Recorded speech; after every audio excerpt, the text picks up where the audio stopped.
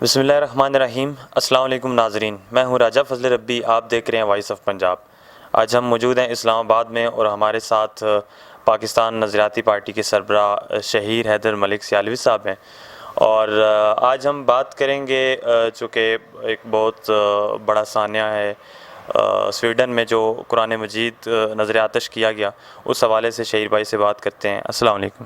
وعلیکم السلام ورحمۃ اللہ راز۔ کیسے ہیں آپ؟ اللہ کا بڑا کرم، آپ کی دعائیں الحمدللہ۔ اچھا، یہ سویڈن میں ایک بہت بڑا سانحہ ہوا جو مسلمانوں کے لیے بلکہ بہت بڑے دکھ کی بات ہے، تو اس حوالے سے آپ کیا کہنا چاہتے ہیں؟ دیکھیں، آج ہم نے یہی اجلاس بلایا اس سلسلے میں، اور کل ہم لوگ منسٹری آف فارن افیئرس کو، صدر مملکت اور وزیر اعظم کو اور سیکرٹری فارن افیئرس کو لیٹر لکھ رہے ہیں، اور فارن آفس میں ہمارا وفد بھی جائے گا اور انہیں کہے گا کہ مذمت سے کام نہیں بنتا۔ یقیناً صدر مملکت نے، وزیر اعظم نے اور اپوزیشن لیڈر نے اس پہ مذمت کی، بٹ دیکھیں، مذمت تو راہ چلتا ہر آدمی کرتا ہے۔ مذمت آپ بھی کرتے ہیں، میں بھی کرتا ہوں۔ جس کا اختیار نہیں ہوتا وہ مذمت کرتا ہے، جس کا اختیار نہیں ہوتا مظلوم لوگ مطالبہ کرتے ہیں، طاقتور اور غیرت مند لوگ حکم کرتے ہیں، اور اس وقت ہمیں حکم کرنا ہے اپنے حکام بالا کو کہ جناب، آپ سویڈن کے اس گستاخانہ حرکت پہ جو ادھر کے پولیٹیشین نے کیا، آپ OIC کے تمام کنٹریز کو خط لکھیں، انہیں آن بورڈ لیں، متفقہ طور پہ ان کو کہیں کہ اپنے اس پولیٹیشین کو آپ سزا دیں کہ the term freedom of speech and the term freedom of expression should be redefined, and it has been redefined۔ جب اقوام متحدہ میں اسلاموفوبیا کا ایک قرارداد متفقہ طور پہ منظور ہوئی، OIC میں وہ قرارداد منظور ہوئی کہ آپ رسول اللہ صلی اللہ علیہ وآلہ وسلم یا اسلام یا قرآن پاک کی بے ادبی یا گستاخی کو فریڈم آف ایکسپریشن سے ریلیٹ نہیں کر سکتے۔ یہ ایک انسان کے ساتھ اگر آپ لوگ ایک کاسٹ کو یا کریڈ کو اگر آپ ٹارگٹ کرتے ہیں تو وہ فریڈم آف ایکسپریشن نہیں ہے۔ تو پھر ایک 200 کروڑ لوگ، 2 ارب مسلمانوں کی دل آزاری کرنا کیسے فریڈم آف ایکسپریشن ہے؟ جب ہولوکاسٹ پہ آپ بات نہیں کر سکتے کہ وہ فریڈم آف ایکسپریشن کے زمرے میں نہیں آتا، تو آپ 2 ارب مسلمانوں کی دل آزاری کو کیسے فریڈم آف ایکسپریشن کر سکتے ہیں؟ دیکھیں، ہمارے مسلمانوں کا ایمان کا تقاضا پورا نہیں ہو سکتا۔ ایون صحابہ کرام when they used to contact رسول اللہ علیہ السلام، تو وہ مخاطب کرتے تھے ان کو کہ فدا کا ابی و امی یا رسول اللہ، کہ میرے ماں باپ آپ پہ قربان یا رسول اللہ صلی اللہ علیہ وسلم، میری طرف متوجہ ہو جائیں۔ تو جب تک ہم اپنی جان، مال، عزت، آبرو، تن من دھن، بیوی بچوں سے بڑھ کے، والدین سے بڑھ کے رسول اللہ علیہ السلام سے محبت نہیں کرتے، ہمارا ایمان مکمل نہیں ہوتا۔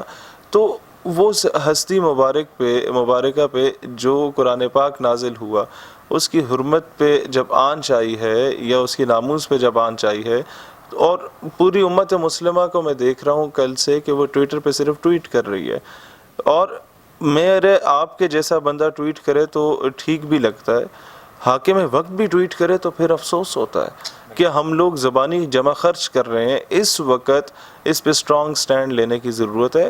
سویڈن میں کوئی ہمارا پاکستان کا کوئی اتنی زیادہ نہ وہاں سے امداد آ رہی ہے، نہ کوئی وہاں ہمارے بہت زیادہ مزدور کام کر رہے ہیں، نہ ہی کوئی وہاں پر ہمارے کوئی بہت زیادہ اسٹوڈنٹس جا کے پڑھ رہے ہیں، کوئی اس طرح کا نہیں ہے۔ اس کو آپ بڑے اچھے سے، اور نہ وہ کوئی بہت زیادہ بڑا طاقتور ملک ہے، اس کو 2-4 آپ لتر بڑے آرام سے مار سکتے ہیں کہ بندے کے پتر بنے۔ We can not tolerate with it. آپ ماضی میں دیکھیں، آسیہ ملونہ کا ایک کیس بنا تھا، وہ بھٹے پہ کام کرنے والی عورت جس نے گستاخی کی مرتکب ہوئی تھی، اس ایک عام سی عورت کے لیے پورا یورپی یونین ایک ہو گیا تھا just because they wanted to defend their lady, کہ بھئی وہ ہمارے مذہب سے، کرسچینٹی سے تعلق رکھتی ہے تو اسے فٹافٹ باہر بلائیں۔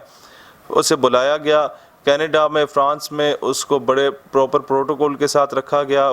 فرینچ پریزیڈنٹ اس کو ملا، اس نے کہا کہ تمہارے حوصلے کی داد دیتے ہیں کہ تم نے جناب وہاں پر مسلمانوں کے خلاف اور ان کے پیغمبر علیہ السلام کے خلاف ورزہ سرائی کی۔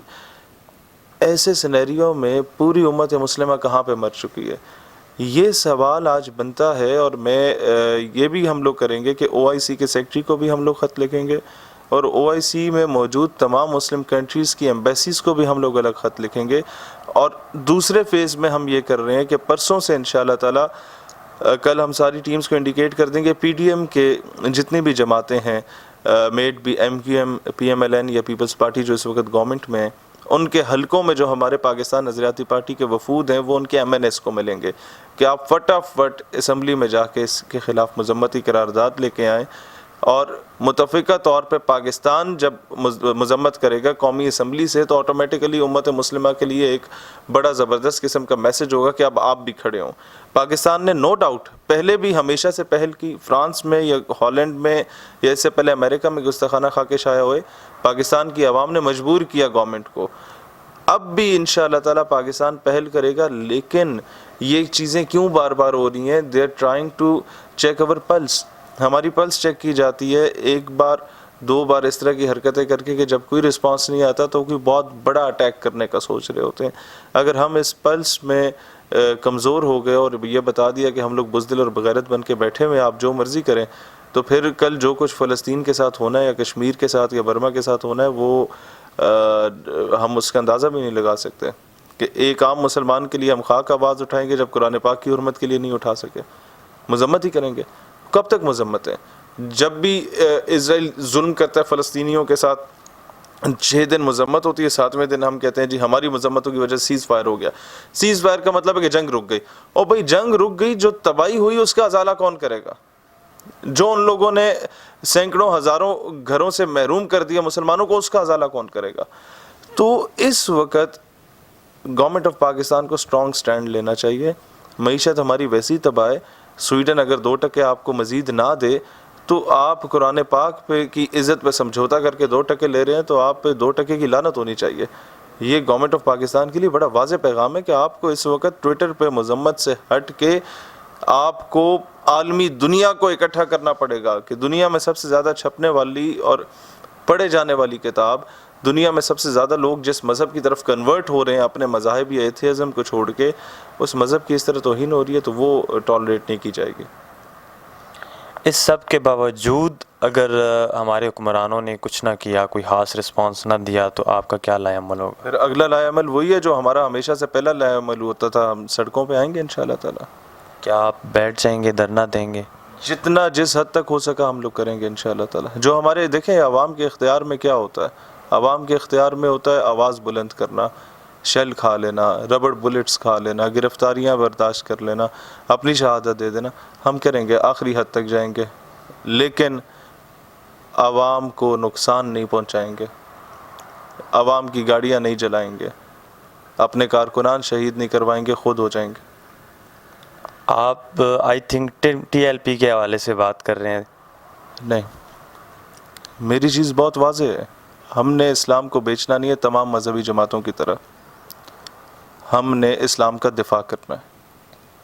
ہم لوگوں نے اس بیس پہ سیاست نہیں کرنی. الیکشنز میں آ کے بھی ہم یہی کہیں گے کہ ہم نے جو اس معاملے میں کام کیا یہ آپ کی انفارمیشن کے لیے, آپ سے ووٹ لینے کے لیے نہیں کیا. یہ ہمارا رسول اللہ علیہ الصلوۃ والسلام کا معاملہ تھا. یہ ہم پہ لازم تھا ان کی حرمت پہ دفاع کرنا, کیونکہ وہ ہستی عرش پہ جا کے بھی امت کے لیے فکر مند رہی. آپ کو کیا لگتا ہے کہ تمام مذہبی جماعتیں جو ہیں یہ مذہبی کارڈ استعمال کر رہی ہیں صرف؟ دیکھیں, میں آپ کو بہت سمپل سی بات بتاؤں کہ اس وقت یہ ایشو ایسا ہے کہ جس پہ ہم لوگ اس سے پہلے لڑنا نہیں چاہتے آپس میں. بہت اسٹریٹ فارورڈ ہو کے, might be a political party, might be a religious party, they should gather at one platform to defend Islam and Pakistan, to defend the dignity and honor of رسول اللہ علیہ الصلوۃ والسلام and to defend the dignity and honor of قرآن پاک. بہت شکریہ. یہ تھے شہیر سیالوی صاحب. انشاءاللہ جلد اگلے مہمان کے ساتھ ملتے ہیں. السلام علیکم.